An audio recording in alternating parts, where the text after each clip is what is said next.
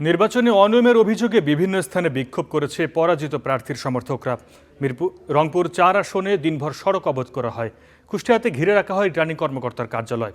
আন্দোলনকারীরা দাবি জানান ভোট পুনর্গণনার।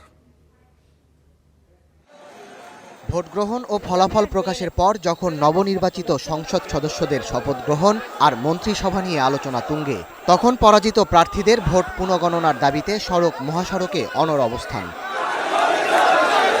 দুপুরে রংপুর কুড়িগ্রাম মহাসড়ক আটকে বিক্ষোভ করেন রংপুর ৪ আসনে বিএনপির পরাজিত প্রার্থী এমদাদুল হক ভরসার কর্মী সমর্থকরা। দাবি ভোট পুনর্গণনার মাধ্যমে প্রকৃত ফলাফল প্রকাশের। বিএনপি প্রার্থী ভরসার অভিযোগ, নির্বাচনের দিন কারচুপির মাধ্যমে পাল্টে দেয়া হয়েছে ভোটের ফল। একই দাবিতে রংপুর ৬ আসনের বিএনপির প্রার্থী সাইফুল ইসলামও জেলা প্রশাসকের কাছে ভোট পুনর্গণনার আবেদন জানিয়েছেন।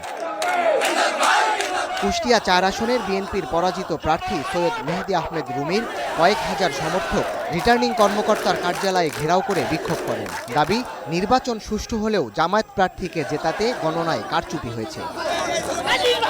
বিভিন্ন অনিয়ম ও কারচুপির অভিযোগ তুলে পুনরায় ভোট গণনার দাবিতে সংবাদ সম্মেলন করেছেন লালমনিরহাট ২ আসনের ১১ দলীয় জোটের প্রার্থী।